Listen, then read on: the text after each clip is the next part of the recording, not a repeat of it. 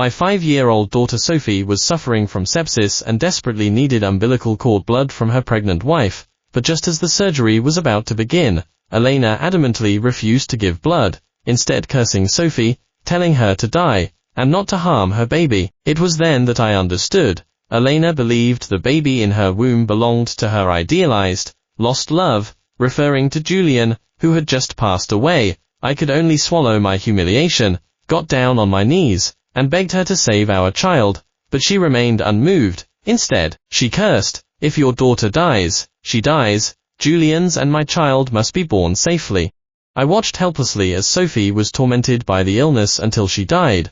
With nothing left to hold onto, I turned and walked away. Elena, however, was filled with remorse, pleading me and Sophie to come back. Suppressing my grief, I finished packing Sophie's last piece of clothing. I absently stroked the small collar, unable to hold back my sorrow any longer, and burst into tears. She was so young, and there was a chance to save her, but fate played a cruel trick. Her mother, of all people, didn't love her. Just as I wiped away my tears, determined to leave this cold home, Elena returned, reeking of alcohol. She froze for a moment when she saw me, then, as usual, kicked off her shoes, muttering for me to carry her back to the room, but I said nothing. I picked up my suitcase, ready to leave. Elena's eyes widened in disbelief, as I had never defied her before. "Ethan, are you sick? What kind of tantrum are you throwing now?" Then she stumbled toward me, a hint of triumph on her face. "So what if I didn't treat Sophie's illness? How many times have I told you? This child in my belly is Julian's. No one can touch him. He's Julian's." Hearing her words, I felt like my lungs would burst from anger. "Julian, Julian, Julian, all you ever talk about is Julian.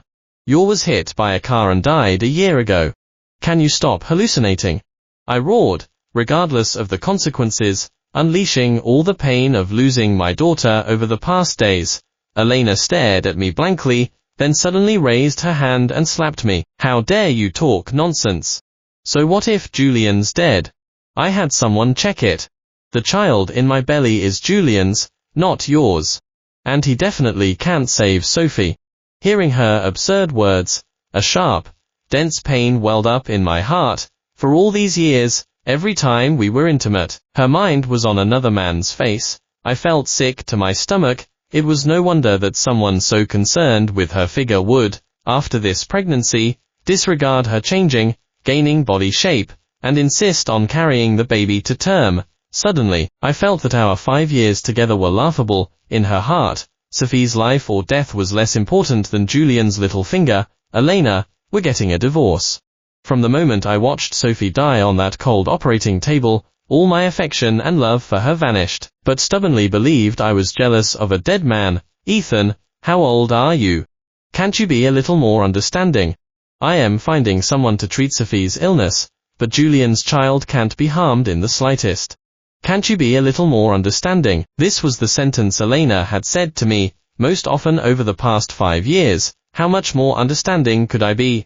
Even before Julian passed away, she claimed he was just her younger brother. So I silently condoned a third person in our relationship. I condoned her spending nights away from home, staying at Julian's house for massages and movies night after night. I condoned her abandoning me in a downpour on our anniversary just to pick up a drunken Julian. I even condoned Julian flaunting his power in front of me, silently showing off the hickey's head left on her. But my patience and concessions only made them worse, and it even cost Sophie her life.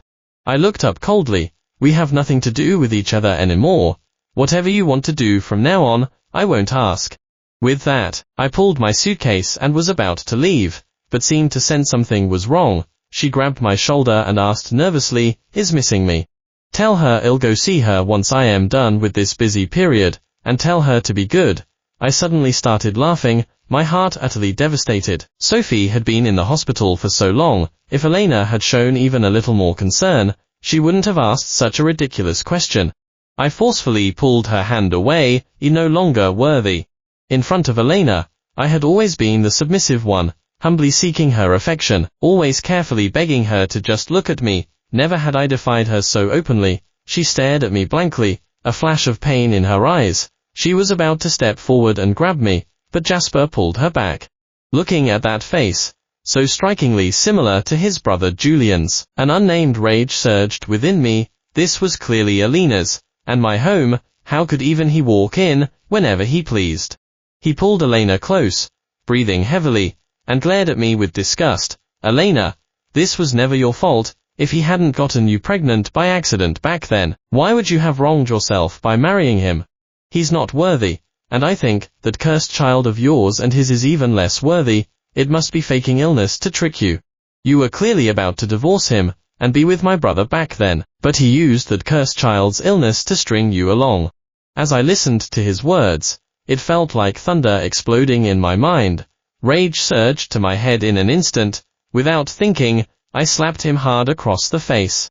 Elena, who had seemed to feel some guilt towards me, froze. She suddenly stepped in front of Jasper and roared at me, "Ethan, have you lost your mind? Why are you hitting him?" I glared at Jasper, enunciating each word. "You are not worthy of speaking about my daughter. Watch your mouth." Jasper, however, looked wronged, his voice mournful. "What I said is true. If you hadn't tricked Elena into getting pregnant back then, she would have married my brother. Otherwise, she never would have stooped to marrying you." I turned to Elena, my face devoid of expression. "Do you also think what he said is true?" Elena turned her head away, offering no reply, but I understood everything from her body language. A year ago, our daughter Sophie was diagnosed with congenital sepsis, and desperately needed umbilical cord blood from her mother for treatment. I had no choice but to beg Elena to have another child with me, so Sophie could live. I pleaded with Elena for 3 full months, even got down on my knees and begged her, before she reluctantly agreed to have another child. But as the most accomplished surgeon, she still firmly believed Sophie's illness was a pretense, a trick I concocted to prevent her from reuniting with Julian. Perhaps from the very beginning, she saw me as nothing more than a backup. She was the brilliant campus beauty queen, scoring perfect marks in every subject since university, and the heiress of Julian. In college, I was naive and fearless, relentlessly pursuing her for 4 whole years. She liked a doormat who would come at her beck and call, so I shamelessly served as her attendant for 4 years, at her every whim.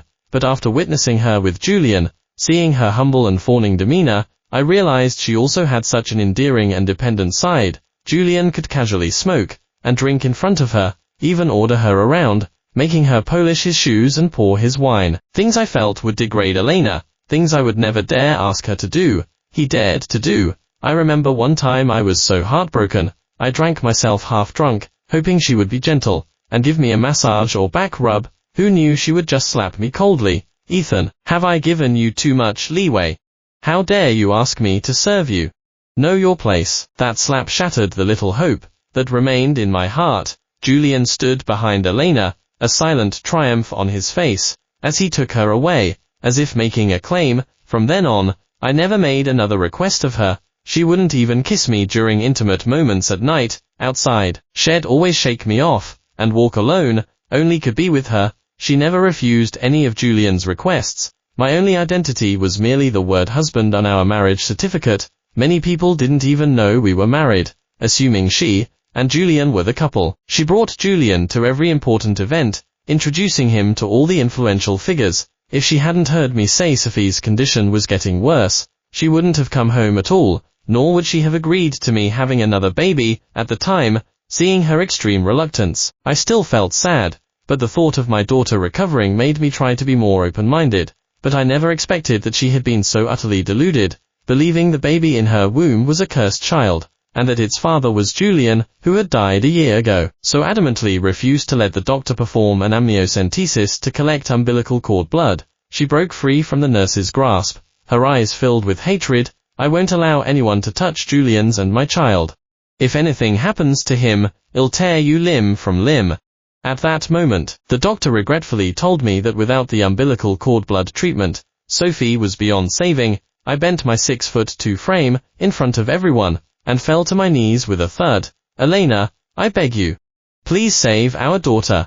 If you'll just save her, I'll agree to anything you want." But just scoffed, puffed out her swollen belly, and said mournfully, "What I wanted is gone forever. It's all your fault. You destroyed my love. So I won't let you off easy either." The heartache and bitterness from that moment still lingered in my mind. Refusing to fade, I came back to myself, and glanced at Elena, filled with disappointment. This was the woman I had loved for nearly 10 years. I suddenly wanted to ask myself what exactly I had fallen in love with. Jasper still wouldn't let me off the hook, continuing to stir up trouble. Elena, my face hurts so much. Look, isn't it red? If my brother knew I was hit, he'd be so anxious he wouldn't be able to sleep. I don't want to make my brother sad. Elena rushed forward to check, gently dabbing it with cool water, but I had put almost all my strength into that slap, so the handprint lingered stubbornly. Elena took a deep breath, her eyes filled with hatred, her gaze piercing. Ethan, apologize now. I lifted my head, gritting my teeth. What if I don't? Elena suppressed her fury. Ethan, are you getting bolder? How dare you make me angry?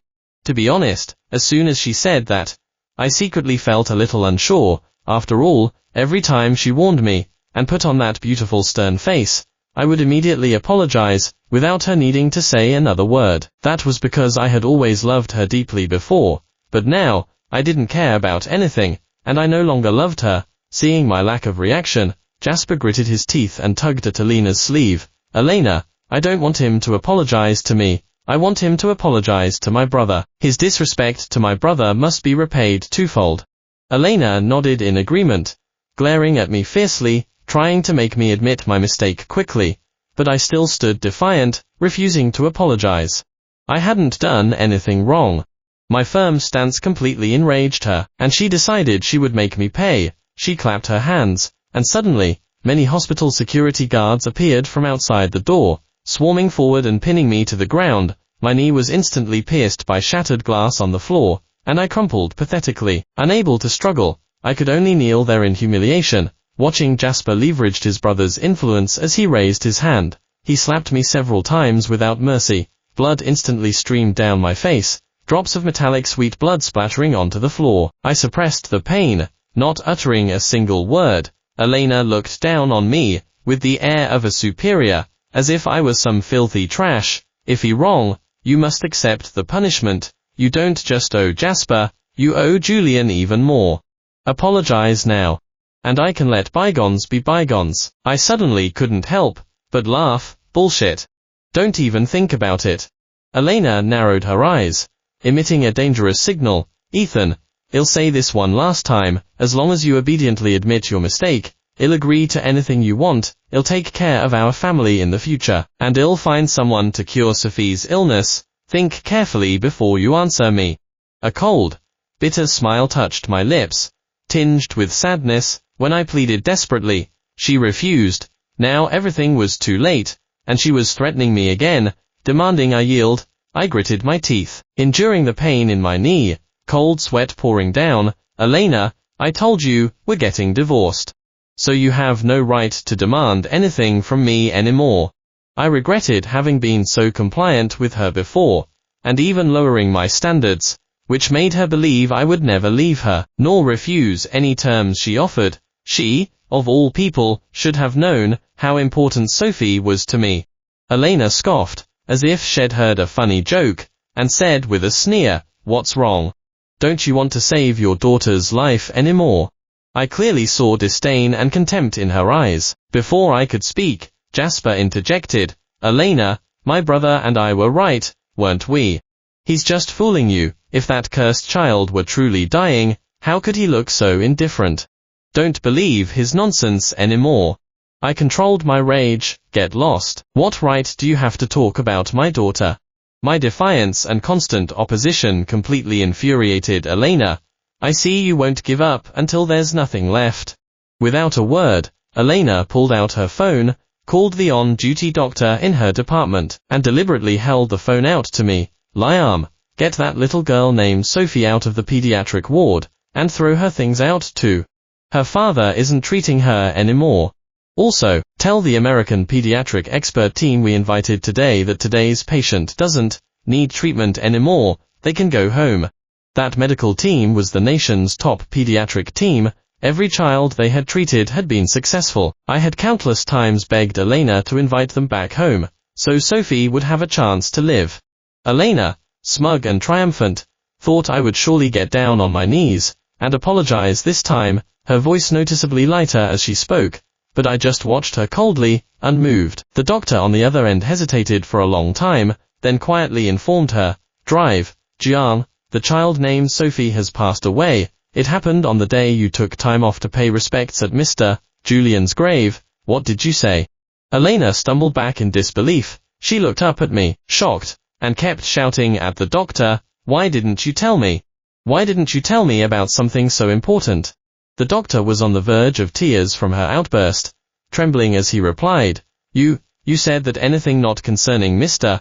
Julian shouldn't be reported to you." Those words were like an incredibly sharp blade, piercing deeply into my heart.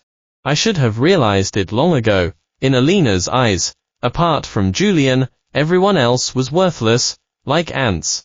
Elena's hand trembled as she hung up the phone, then she looked up at me blankly. Her voice panicked. "Ethan, I didn't mean to. I truly didn't know Sophie. The last time I saw her at the hospital, she was still lively and energetic. I never imagined she was so seriously ill." I let out a cold laugh. The last time she saw Sophie was half a year ago.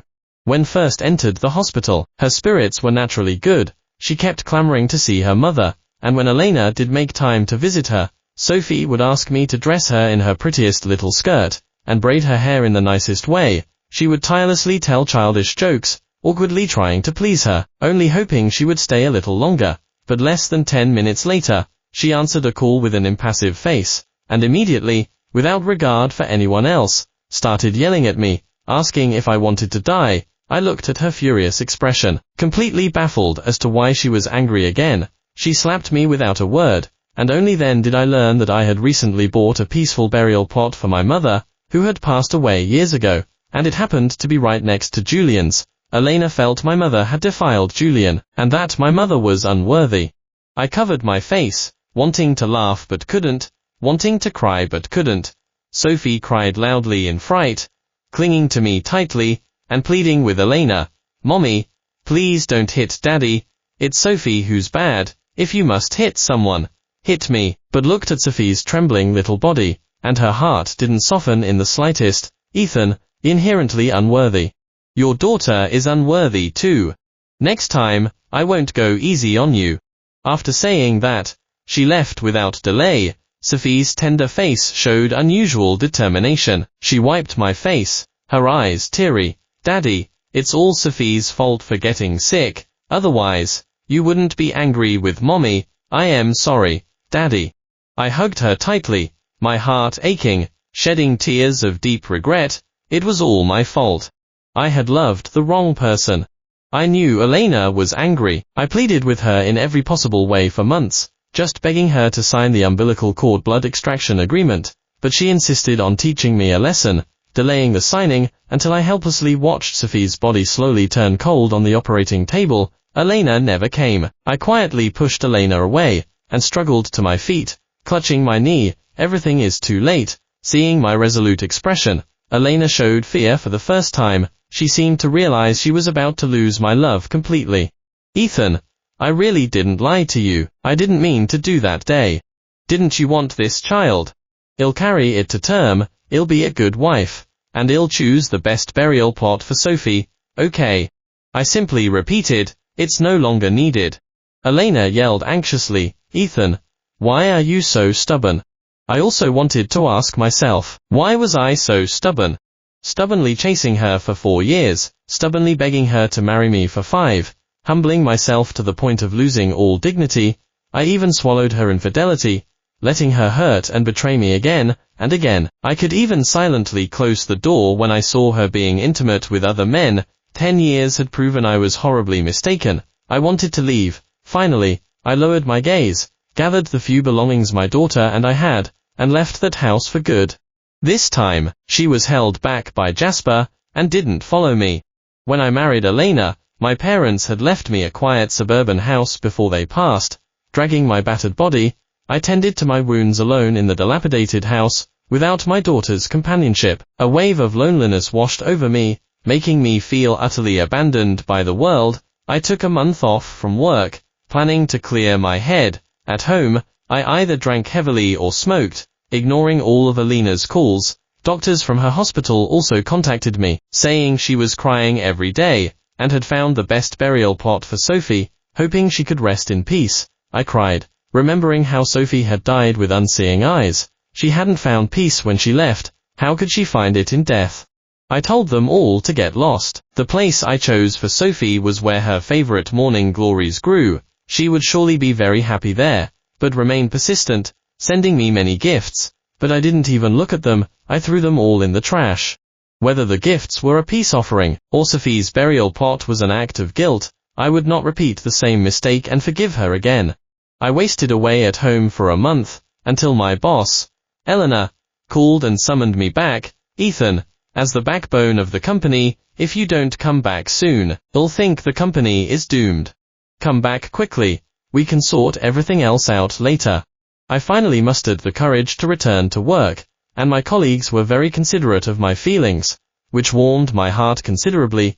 All tranquility was interrupted by a phone call. I looked closely and saw it was Elena calling. I remembered sending her the divorce papers 2 days ago, and thinking she had finally agreed to sign them. I answered, "Ethan, it's me," but I didn't answer. She sniffled, her voice hoarse. "I know you're still angry with me. You won't accept anything I do. I just want to apologize properly, okay? Tomorrow, our hospital is hosting a major conference. I hope you can come. After all, the father of the baby in my belly is you. Let's make a proper appearance together. The recognition I failed to give you before. I'll make it all up to you in the future. I'll be a good wife." To be honest, I had waited for these words for nearly 10 years. Even before Sophie's death, I was waiting for her to say them. In the past, I would have been ecstatic, believing I had finally melted this block of ice. But now, all I felt was mockery. Why, after making me lose everything, did she suddenly regret it, and want to cherish me? How despicable could this woman be? I replied coldly, "I won't be there." Alina's tone was firm. "You have to go. Ethan, you are my husband. I will announce to everyone that you and I are having another baby, and that I am your wife." I couldn't be bothered to argue with her, and decisively hung up. But, who had been eavesdropping for who knows how long, looked inscrutable when I turned back to her. "Did you forget that you were the one who spearheaded our last collaboration with their hospital? So you're also in charge of this event?" A bitter expression crossed my face. If she hadn't said anything, I would have completely forgotten about it. Seeing my dilemma, Eleanor sighed and patted my shoulder. "You have to face things to solve them. Just avoiding them won't help. Don't worry, I'll be with you." I felt a little relieved, nodded, and attended the event with her, but I still tried to avoid Elena sheepishly. No sooner had I entered than Elena spotted me. She quickly walked toward me, flaunting her belly. Her eyes gleamed, her voice overjoyed. "Ethan, I knew you still couldn't let go of me." I quickly waved my hand, indicating I came with my boss. Elena's brows furrowed. She tried to reach out and grab my hand, but Eleanor blocked her. Elena froze, staring at her displeased. "Who are you? What are you doing interfering in our business?" But the doctor next to her was terrified, quickly whispering to her, "This is Ms. Eleanor, who partnered with the hospital last time." Elena immediately became fawning, wanting to shake her hand and exchange pleasantries, but Eleanor didn't indulge her. Instead, she turned and asked me, "Are you still in contact with her?" We both immediately said, "Yes." "No." Eleanor shook her head. I yelled at Elena, a bit annoyed, "Can you please stop bothering me? We're already divorced." Elena, however, patiently said, "Ethan, as long as I haven't signed, we are still legally married." I know he's still sulking. I said nothing, just turned my head away from her. After a brief stalemate, a staff member called her away, only remained, looking at me with interest. "So she was the one you were arguing with on the phone the other day?" I nodded sheepishly. Everyone at the company knew I was married and had a child, but no one knew my wife was the famous Drive, Elena. For a moment, I didn't know how to explain what was happening between us, but just thoughtfully patted me, without asking anything further. Just as we were about to leave, an unwelcome guest approached menacingly. It was the arrogant Jasper. Seeing him, I wasn't particularly surprised, because for the past 10 years, his brother Julian had always been Elena's male companion at such events. But after Julian's death, Jasper naturally stepped in to fill his role. Seeing me there, he immediately yelled displeased, "Ethan, how dare you come here? Who let you in?" I replied nonchalantly, "I am here for work. Do you have a problem with that?" Jasper scoffed after hearing me, "Do you even have a real job? Haven't you just been leeching off Elena all these years?" He never once considered that I could have a good job on my own. "Ethan, I advise you to wake up from your delusion. After all, Elena loved my brother before. My face is just like my brother's, so shall naturally be foolishly good to me. There will never be a place for you in her heart." I had already insisted on divorce that day, and made it clear I had no ties to Elena, so why did he still see me as a thorn in his side? Are you deaf? She and I are divorced. As for you wanting to get into her bed, that depends entirely on your own capabilities. My words were sincere, but Jasper thought I was mocking him. He widened his eyes. Don't you dare get smug. My brother and I look so much alike. Elena will definitely be good to me, not you, the jinx who killed his own daughter. Do you really think Elena had a change of heart? That day, I just tricked her into thinking your mother's grave was blocking my brother's grave, and she went ballistic, wanting to scatter your mother's ashes. It's obvious who's more important. Even if he hadn't said it, I would have remembered it. On that point alone, I would never forgive her. But today I was only here as an escort. I had no intention of arguing with him. Jasper was breathing heavily. Seeing that I completely ignored his provocations, he immediately roared furiously, "Today, I'll make you see who is truly the most important person in Elena's heart." After saying that, he collapsed straight down, his breathing shallow and rapid. In a flash, Elena appeared out of nowhere, recklessly pulling him into her arms. I was speechless. How could he mimic his brother so perfectly, even down to the heart condition? Sure enough, Elena expertly pulled out medication and fed it to Jasper. Jasper was an excellent actor. Tears flowed instantly. "Elena, I feel like I am dying. I just got here, and Ethan immediately told me to go die. He even said my brother deserved to die, and told me to stay away from you, or he'd beat me to death too." Elena gently stroked his chest. When she looked up at me, her eyes were full of accusation. "Ethan, haven't I agreed to everything you wanted? I'll announce that you're my husband. I'll give you everything you desire. What more trouble are you trying to cause? Jasper is just a patient. Why must you make things difficult for him?" I laughed. A patient? Who was the person who just yelled so forcefully in front of me?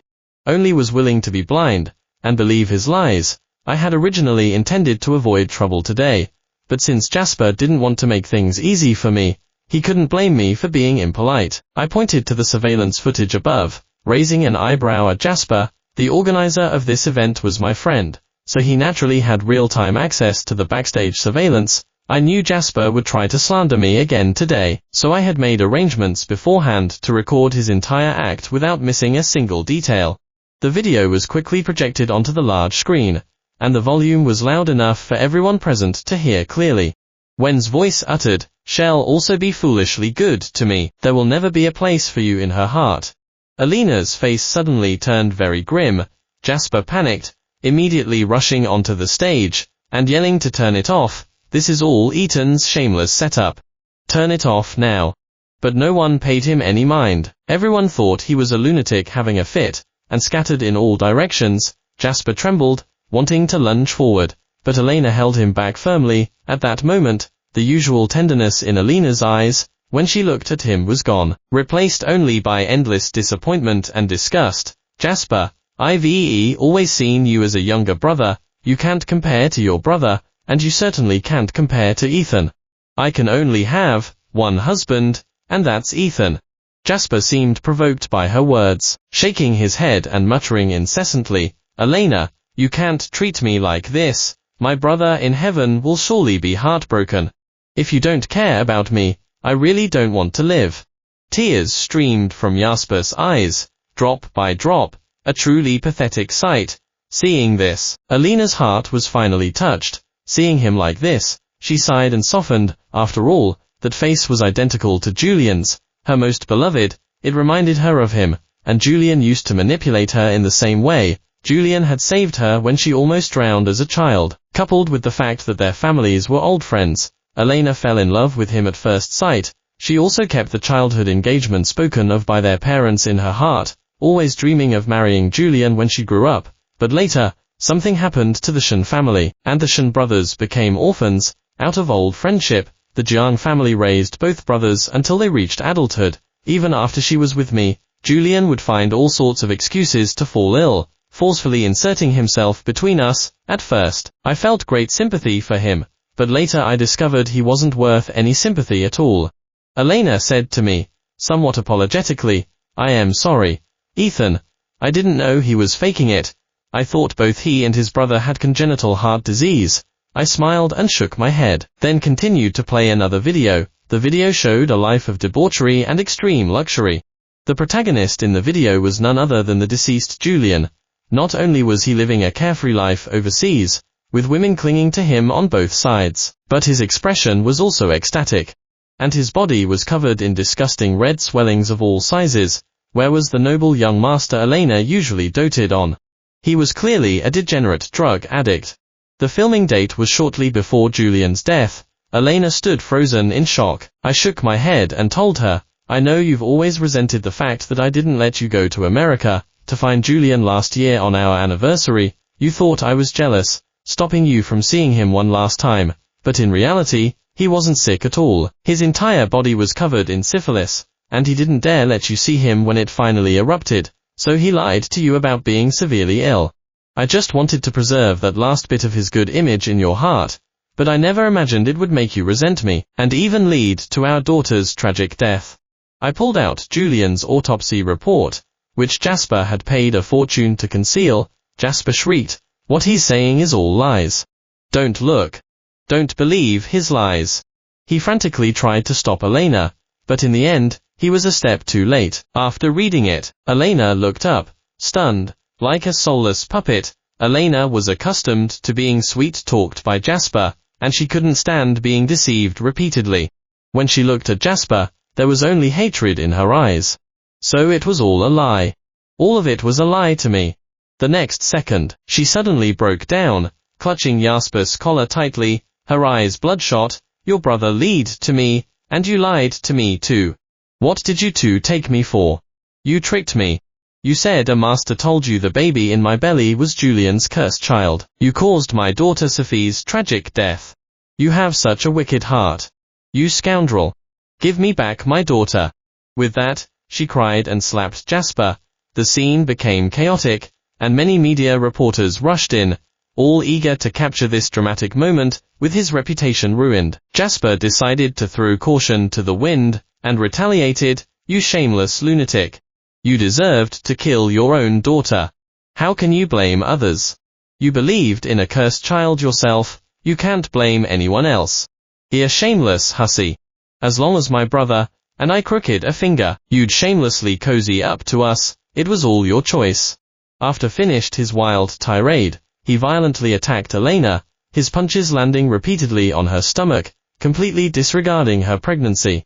Elena cried out in pain with each blow, instinctively reaching out to me for help. "Ethan, help me.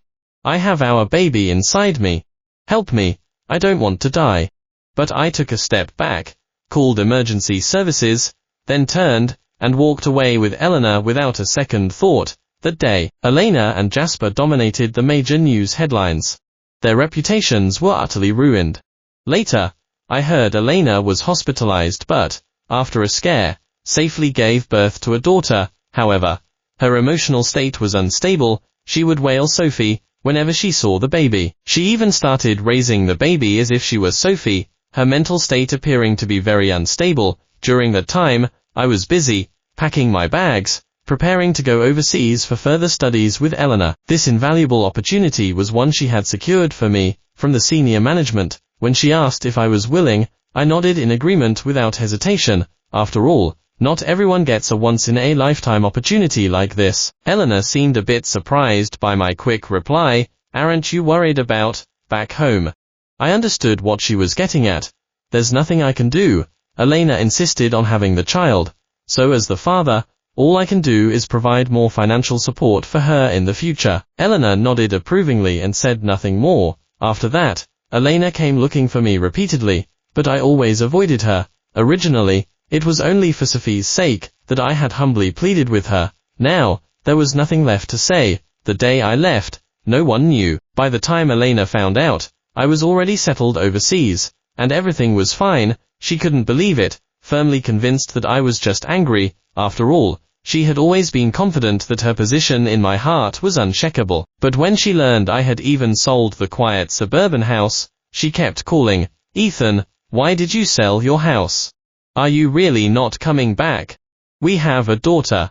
Are you abandoning her too?" My silence said it all. Elena and I had long agreed, once we arrived here, we wouldn't go back. Elena, defeated, signed the divorce papers, still hoping I would regret my decision. Later, I heard Elena's emotions spiraled further out of control, and she used all her connections to get Jasper put away. She then went mad, and completely desecrated Julian's grave. His ashes were even fed to dogs, as if that was the only way to vent the hatred in her heart. Regardless of whether she felt guilty towards me and our daughter, I wouldn't turn back.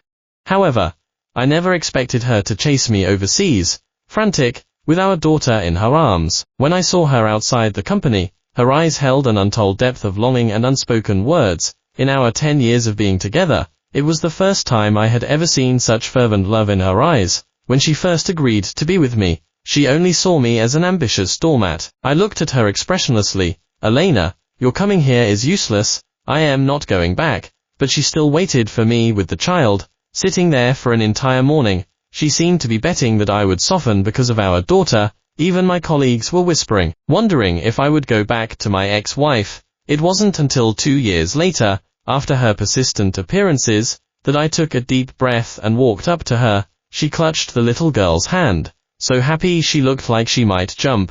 "Ethan, you finally will." But before she could finish, I coldly cut her off. "Stop looking for me. I am getting married."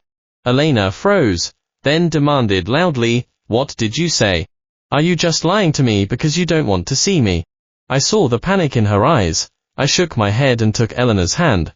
"I am not lying to you, we're getting married." In the past, I wouldn't have believed we'd end up together. Being with Elena, I thought I had exhausted all my capacity for love, and I had come overseas with the resolve to grow old alone, but was a wonderful boss, not only mature and graceful but also ambitious and highly capable. Through our daily interactions, we had come to admire each other and develop feelings, to care for me when I had a fever that wouldn't break for 3 days. She cancelled all her work and drove through a blizzard to an unfamiliar hospital to look after me. After losing consciousness, I opened my eyes to find her anxious, flustered face, and a wave of warmth spread through my heart. Before that moment, my feelings for her had been purely professional. After that day, our relationship grew closer, and we naturally ended up together. I instinctively felt that Elena and I were a perfect match, and I was much more at ease with her than I had been with Elena. Elena's body trembled as she stared at me in disbelief, trying to find any sign that I was lying,